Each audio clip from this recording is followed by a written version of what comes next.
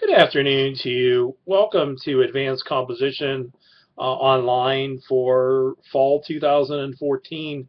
My name is Michael Ritzik, and you say my last name without the H, so it's spelled H-R-I-C-I-K, but you really pronounce it Ritzik. And so I've been here at WCCC since 1990, and the years have moved along. Interesting point for you. When I first started to teach here, we would use paper-based indexes. So when students would do research projects, they would use the New York Times index, and which means you'd have to look through a paper, these volumes of newspaper indexes to find articles on a topic you wanted to do. And we also had the Reader's Guide to Periodicals, and so like magazines and Time, Newsweek, People, or even journals and so on were in this Reader's Guide.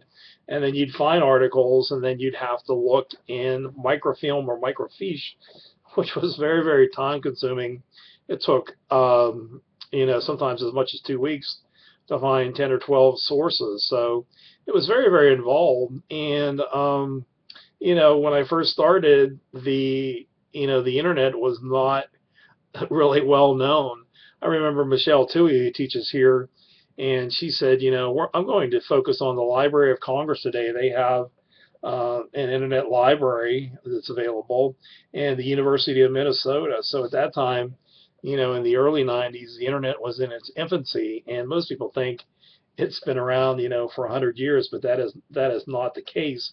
And I remember when I taught an advanced composition class in the summer of 1990, and I had a student, and she wanted to do research on dolphins, and so she wanted to find resources, and it was harder to find information, and students were really, really limited because you were limited with the information in our library, and we had a certain amount of databases, but not nearly what we have today. Now we have the other situation now where you have to be able to discriminate and distinguish and find really, really good sources. And so the problem today isn't finding sources, but the problem today is introducing and using high quality, really, really effective sources.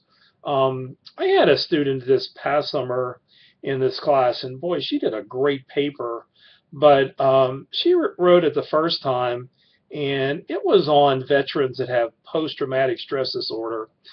The first time that I read it through, it was okay, but she would introduce sources, but she really didn't introduce them enough. And then when she did it the second time, when she revised it, it was so much better. Like she did woundedwarrior.net or .org, and I had not heard about that, and she just introduced it as that the first time.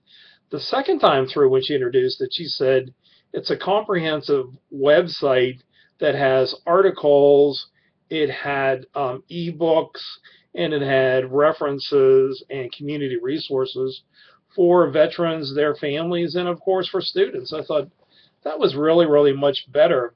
She also introduced experts much, much more.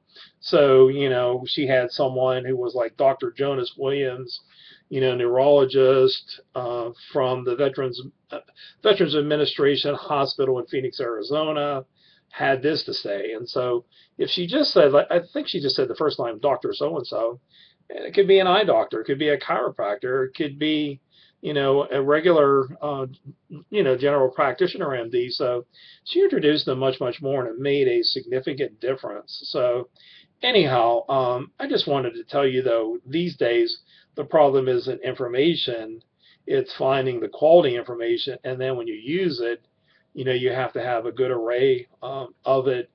In this class or in any other class that you take where you do research-oriented writing, try not to just do, one type of source predominantly. So don't try to just use books, or don't use all web-based articles and so on. Try to use more of an array of sources, because in my opinion, it really does make a significant difference.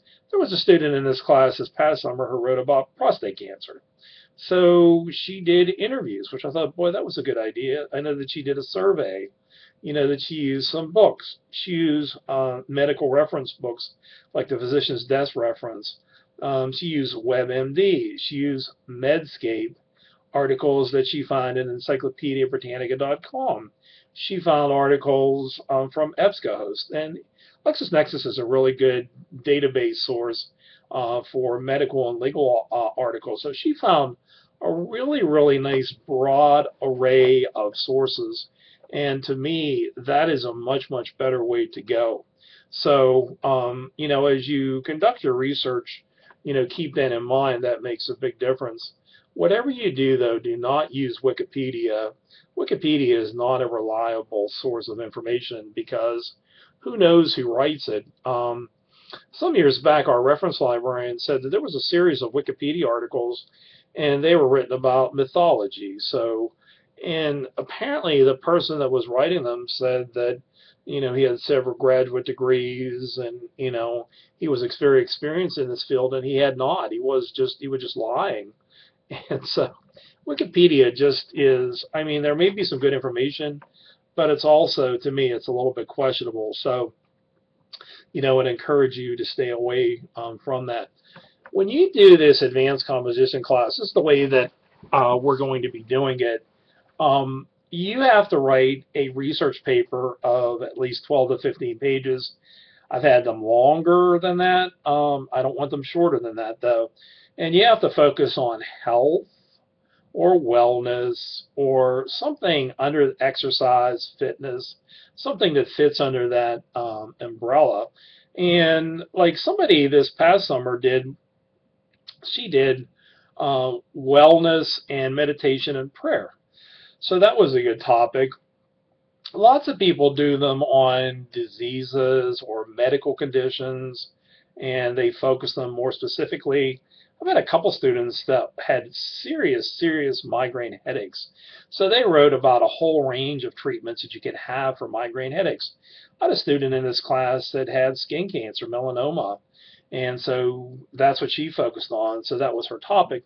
But many people write about something that affects a family member, whether it's a form of cancer, whether it's a form of something like intestinal, that affects the person, heart disease, diabetes, anything like that.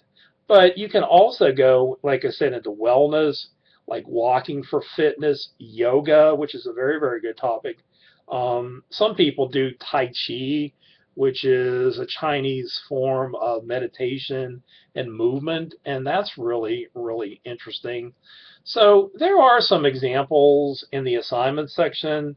A couple of years ago, somebody did a very, very good paper on breastfeeding. There are huge benefits to the mother and to the child for breastfeeding in health and many, many other benefits. And so I think there's two examples of that particular topic in assignments, and there are other papers to look at. So that's where I want you, to go, and that's really where I want you to look at. What I don't want you to do, though, is to use a paper that you've done in another class before.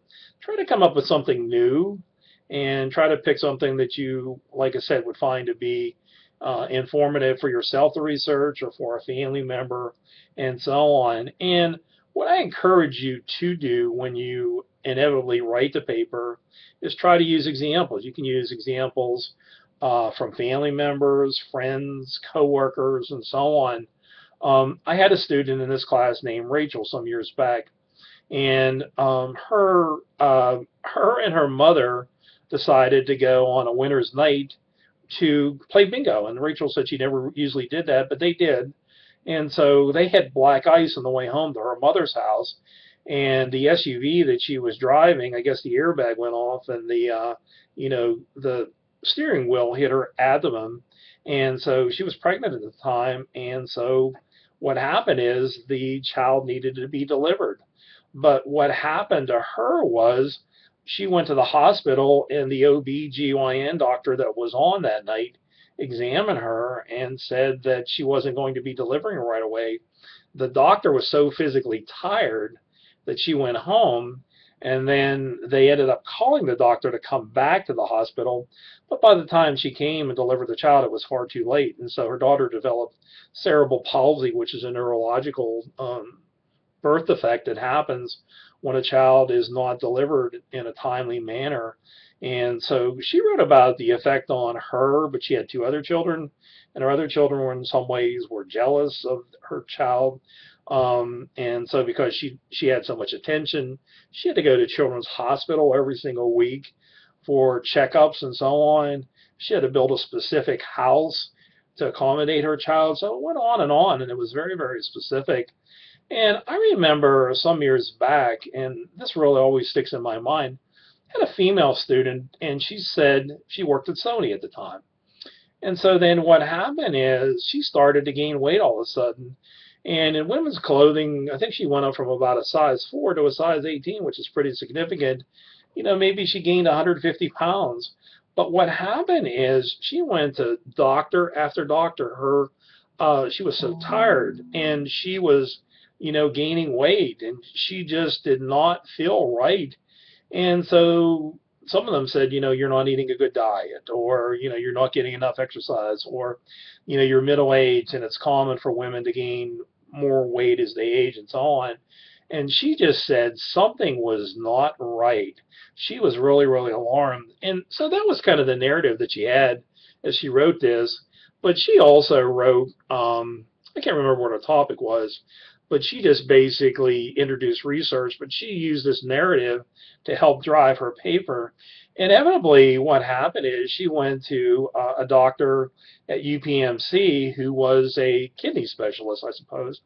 And what he did is he did some images, but they did them so that they could view the backside of her kidneys or her liver. I can't remember which it was.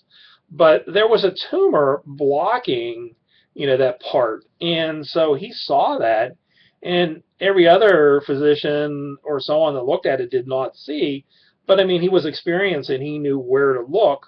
And so she ended up having surgery, 2 days later. And she said within a week she felt wonderful. Within 2 or 3 months, she went back down to her normal weight. But she said it was so dramatic. And the thing that always sticks with me with this paper is she said that she was so depressed that she just figured, how can I live? This is so horrible. I can't tolerate this any longer.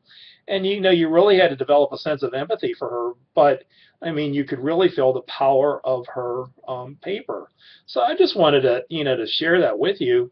I had a student in class maybe 10 or 11 years ago that was trying to, to have a child. She was trying to get pregnant.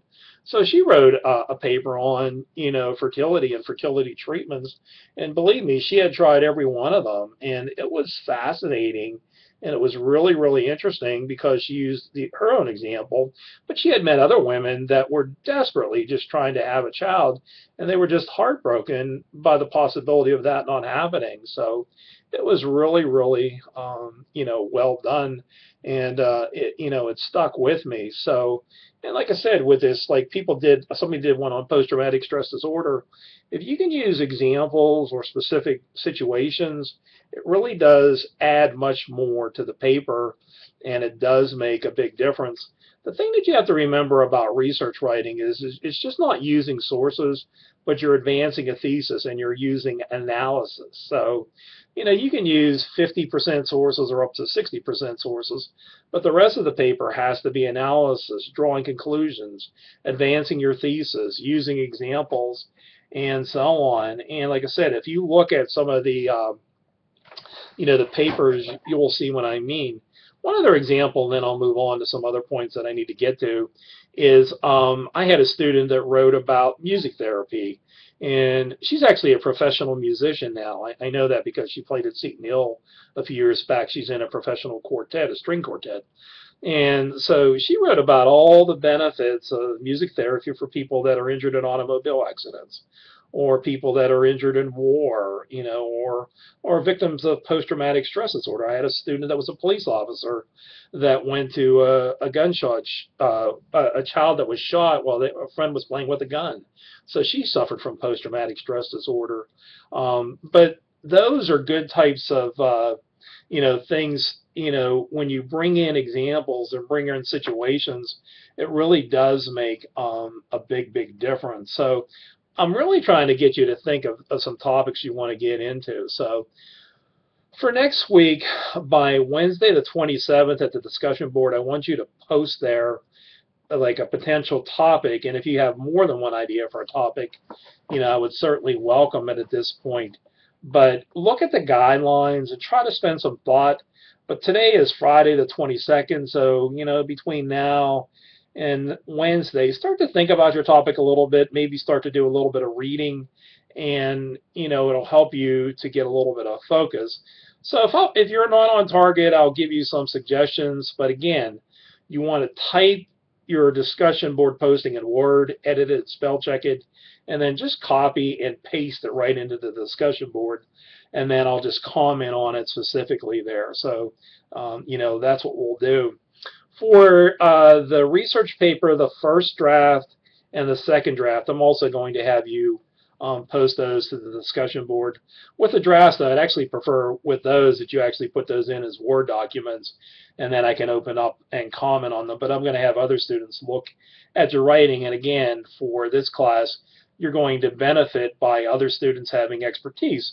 One student had a sister who was a nutritionist. One student in class this past summer worked at a hospital with juvenile patients that had mental illness. So, that was helpful because students bring in expertise that they have, and believe me, that is really beneficial. Or, with alcoholics, some people in certain families have had alcoholics, or some people have had, family members that have died from breast cancer. And so to bring in those examples, really does make a difference. When you send me assignments through email, you can send them through Blackboard. There is a way to send them through tools and then email, or you can also email me at ritzikm@wccc.edu. When you send me an email, put your first and last name in the subject line, so like Lisa Williams, and then put English 162, I think we're WB, and then whatever you're sending, so assignment 1 or whatever it is. And then introduce me by name, dear Mr. Ritzik, comma, in your first sentence, tell me what you're sending and when it is due. And then you can go into another paragraph. In the next paragraph, just tell me something about what you're sending. So in this, I tried to draw from reading that I've done, or I've used a variety of sources or whatnot. So, tell me a little bit about what you're sending. And then in the last part, ask me for feedback in a week. So please respond by this. So if you were sending it today, ask me for feedback by Friday, August 29th. And then conclude, thank you, sincerely, and so on. Thank you or sincerely, then your first and last name. And that would be it. So it helps me to be able to read your information and so on. Some faculty ask for students to submit assignments through the gradebook, and I actually prefer to get them through email, because if there's a problem or something, then I can email you back pretty quickly. I also wanted you to take a look in assignments at the very top in your Outlook program that you have, for email. I wanted you to create a signature block, which is your name, your major, and other information about you. So it helps me then to know specifically to whom I am writing, because I had, in technical communication, I had a student this past summer that was in forensic science. And so when I would comment, I would always keep that in mind. Or I had some students that were like meteorology majors. And so sometimes too, I would say, hey, why don't you look at this article? Or why don't you consider that? So it helps me to know a little bit more about you. So creating a signature block is very helpful. I just also wanted to mention to you just a few things as far as that we're getting into. So just this first week, by this Sunday, the 24th, you have to also respond to what a student wrote by the end of the day today. So I wanted you to introduce yourself, but I also wanted you to respond to another student by Sunday the 24th. By Wednesday, August 27th, I wanted you to write a proposal for your research paper. And then by the 29th, Friday, I wanted you to comment on what 2 other students said. wrote, don't say this is good, I really like this. Try to give specific comments.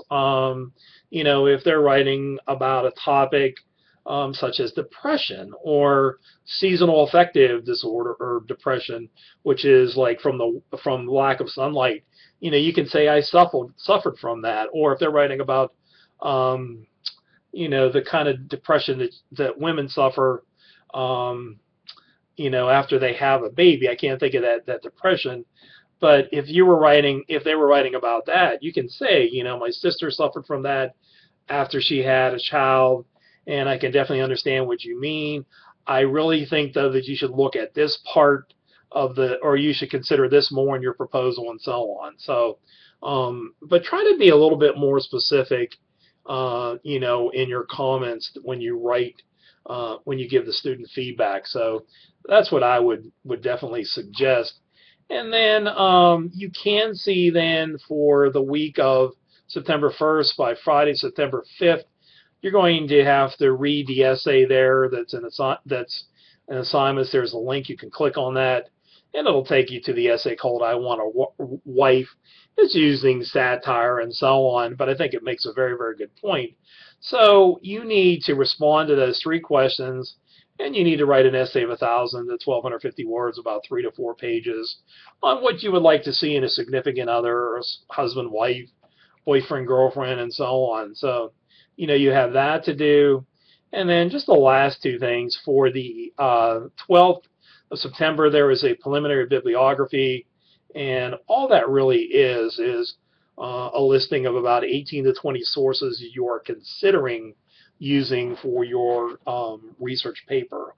And you don't have to summarize them. I just want to have a listing of them in the correct MLA format. And in Microsoft Word as well, they have, through references, you can create a works cited page. And then, let me see, I'm just going to call it up really quickly. But you can do that through Word, and then also through the WCCC library site. There is also a site called easybib.com, and so you can create a works cited page, and it'll help to guide you through in doing that. So I'm trying to call up Office, and they just downloaded and uploaded Office 2013, so it's configuring it. But it's available through references if you want to use that feature. And so I just wanted to comment on that. Now the last thing that I wanted to mention is with the quiz that's due the following Friday. You can work on that with another person if you wish. I don't care how you do it, if you want to divide the questions up or whatever, but I would strongly encourage that because it makes it much, much easier. I am running out of time, and so the last thing that I did want to mention to you, and this is really actually important, if you go to the wccc.edu tab and you log in and you click on the library part of it, they have library home, but they have the databases, which you should explore more, especially EBSCOhost, LexisNexis. Opposing Viewpoints is actually very, very good, as is Britannica, because Britannica also has encyclopedia articles, it has web sources, it has ebooks, it has images, and so that's actually a good place to start your research. They've actually also expanded EBSCOhost to include a wider array of sources. Under site sources, they have the EasyBib that you can use. And then they also have the library guide, which I would actually save to your desktop because that covers our librarians, our hours, and so on. So they have a nice array of information there, and I would strongly encourage you, to make yourself aware of that. Bookmark bartleby.com. That's a really good website. Bookmark owl.english.purdue.edu. That's another good website. And the last one, I might have mentioned that before, but it's askherpa.org.com. That's through the state of Pennsylvania, the library reference site. So that is it. I'm almost at 25 minutes, and that's all I can go to with these YouTubes. Thank you very much.